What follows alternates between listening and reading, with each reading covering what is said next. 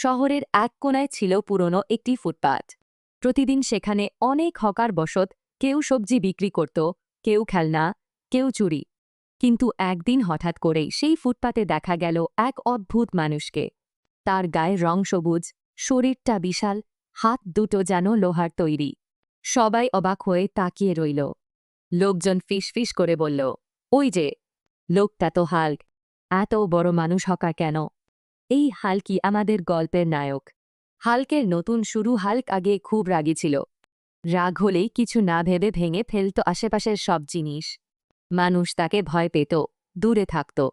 একদিন সে বুঝতে পারল, এই রাগ আর ভাঙচুরে তার জীবনটা একা আর ফাঁকা হয়ে যাচ্ছে।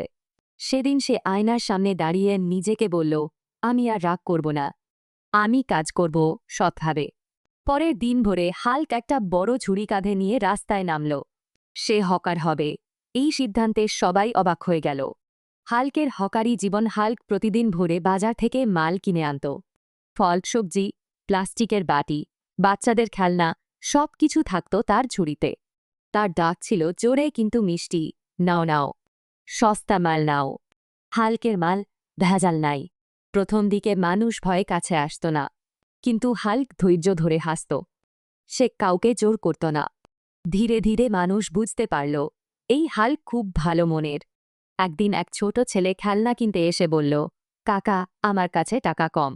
হাল্ক হাসল, বলল, সমস্যা নাই, হাসিটাই দাম। ছেলেটা খুশিতে লাফিয়ে উঠল। বিপদের দিন একদিন কিছু দুষ্ট লোক এসে অন্য হকারদের জ্বালাতন করতে লাগল। সবাই ভয়ে চুপ। তখন হাল্ক সামনে এগিয়ে গেল, কিন্তু সে কাউকে মারল না। শান্ত গলায় বলল, এখানে সবাই পরিশ্রম করে খায়, ঝামেলা কইরেন না। হাল্কের বিশাল শরীর দেখে দুষ্ট লোকগুলো আর কথা পারাল না। তারা চুপচাপ চলে গেল। মানুষের ভালোবাসা সেই দিন থেকে হাল্ক শুধু হকার না, সে হয়ে গেল রাস্তাটার পাহারাদার। গরিব মানুষ বলতো, হাল্ক থাকলে ভয় নাই। বাচ্চারা তাকে আঁকত খাতায়। কেউ তাকে ডাকত সবুজ কাকা, কেউ ভালো হাল্ক। রাতে কাজ শেষ করে হাল্ক ফুটপাতে বসে আকাশের দিকে তাকাত।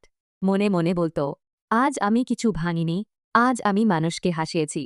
তার চোখে তখন শান্তির আলো। শেষ কথা হাল্ক বুঝে গিয়েছিল, আসল শক্তি রাগের নয়, ভালো কাজে।